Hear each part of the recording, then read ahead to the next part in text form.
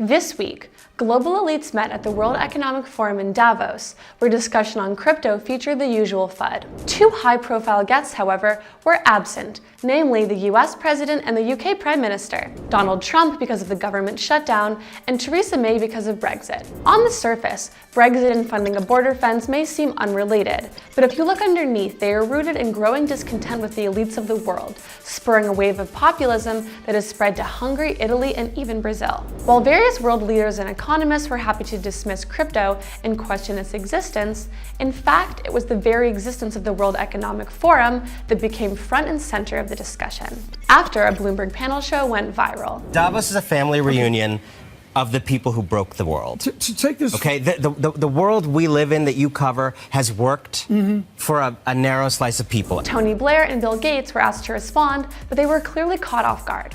Well,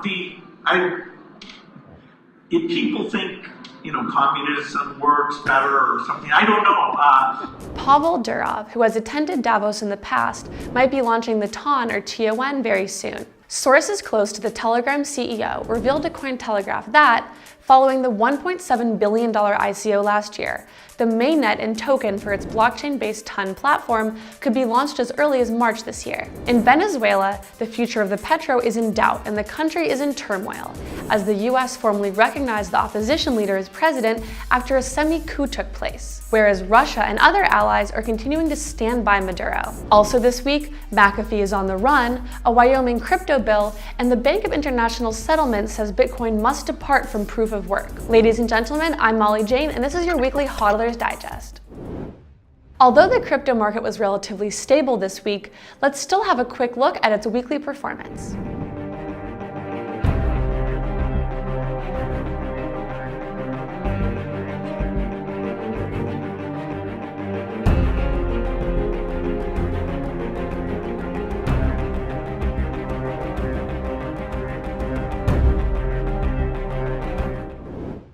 Ahead of Davos, Adina Friedman, the president and CEO of NASDAQ, posted online that crypto deserves an opportunity to find a sustainable future in our economy, and called the invention itself a tremendous demonstration of genius and creativity. For her, this crypto winter is just another example of the classic invention life cycle, from its inception to a period of hype, the proliferation of new market entrants, and then a dose of reality. Once in Davos, the conversation turned much more negative. The crypto industry was represented this year, albeit less so. There was some talk of Bitcoin going to zero, with the regular platitudes toward blockchain. Kenneth Rogoff was there with his usual FUD. In a panel discussion, he again called crypto a bubble and assured everyone there was zero chance of crypto overtaking fiat. On the bubble aspect, yes, it's absolutely classic. I think the possibility of a cryptocurrency taking over for a fiat money, dollar,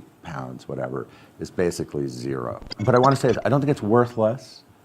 So there are economists who say zero, it's absolute zero. The US has financial sanctions, heavy financial sanctions on 12 countries, that include Russia, Iran, North Korea, many others. They don't necessarily have an incentive to play ball here with everybody else. And so we could see a home there. I think if you take the crypto out of cryptocurrency so that you can do anonymous transactions, there's just not value added compared to fiat money. Under the current system, yes, if we had Venezuelan inflation everywhere in the world, it would look very attractive. He did, however, reveal that he once advised his then 13-year-old daughter to sell 24 Bitcoin for a $60 Amazon voucher. In 2012, my daughter, who was just a little over, maybe she was 13 at the time, somehow mined 24 Bitcoin, and she owned them. And she said, "Daddy, what should I do? Somebody's offered me a $60 Amazon gift card for them." And I told her to sell. So she did. I'd like to have told her, I told her to sell at the end of 2017, but I didn't. Jeremy Allaire, one of the founders of Circle, was also on the panel, and he hit back at Rogoff's comments. The biggest issue we have with financial crime and with sanctions is with the US dollar. It's a $2 trillion criminal market in US dollars. It is by far the preferred choice of criminals, of sanctioned countries, of everybody. And in fact, the central bank of the US prints literally 360 billion physical dollar notes, half of which are $100 bills. that are sent overseas. I wonder who's demanding those central bank dollars. That crypto is still too small, and that the big guns are focused on the money that the Fed is giving out to countries around the world, and that's where the real problem is. People they really struggle with the idea that money's going to work the way that the internet works. Elsewhere in Davos, Jamie Dimon sat down with CNBC to express the fact that he takes no joy from Bitcoin losing 80% of its value, despite his previously negative comments about the top crypto. Did you take any satisfaction when Bitcoin dropped 80% or no? Nope. I think Bitcoin's better than marijuana, isn't it, Jamie? It is, but we're not banking pot either. Dimon added that he believes that blockchain is the future for some industries, just not all of them. And it may be usable for certain things and not for others. It does cost money to maintain, to process a transaction. So like for equity trades, if it costs 2 cents to process a block trade and an equity trade costs you a penny, you aren't going to use it for that. With populism growing across the world, the global elites might be worried they're losing power. So we have a bright future ahead of us, where Bitcoin survives and Davos dies.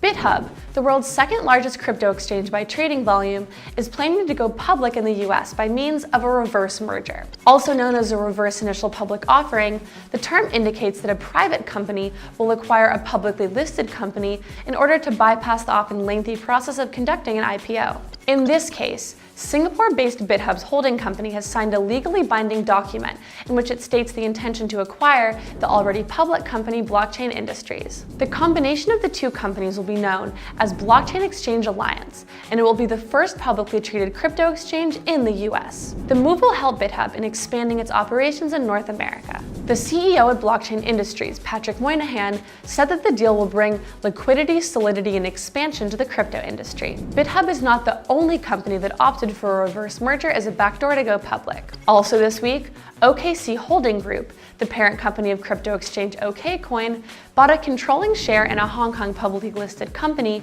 becoming potentially eligible to be listed on the Hong Kong Stock Exchange. And last year, Mike Novogratz used the same method to get his crypto-centered merchant bank, Galaxy Digital, listed on a Canadian securities market. Bitcoin will eventually have to abandon the proof-of-work system, says a recent study published by the Bank of International Settlements, which deemed the current system intrinsically unsustainable. Proof-of-work, the protocol used to confirm transactions on Bitcoin's blockchain, is inherently expensive, according to the study. High transaction fees are required as a means to guarantee the network's security, and as the number of mineable Bitcoin will increasingly diminish, transaction fees will not be enough to sustain mining expenses. As a consequence, the whole network will eventually slow down and become unusable. The authors note, simple calculations suggest that once block rewards are at zero, it could take months before a Bitcoin payment is final, unless new technologies are deployed to speed up payment finality. Despite the development of second-layer solutions such as the Lightning Network, which could help in speeding up transactions, the paper writes that they don't represent a viable solution for the long term. The only fundamental solution, the paper says, would be switching to another form of consensus mechanism, which will probably require some form of social coordination and institutionalization. The Bank of International Settlements has been critical of crypto in the past, and so a recommendation for a higher degree of institutional oversight over digital assets does not come as a surprise. John McAfee was running on a pro-crypto platform, and now he's literally running away. On Tuesday, McAfee claimed to be fleeing the US, but his actual whereabouts are never confirmed, and he does have a flair for victimhood and theater. His alleged flight came after he was indicted by the IRS, reportedly. But don't worry if you were tired of Trump or don't believe in Biden.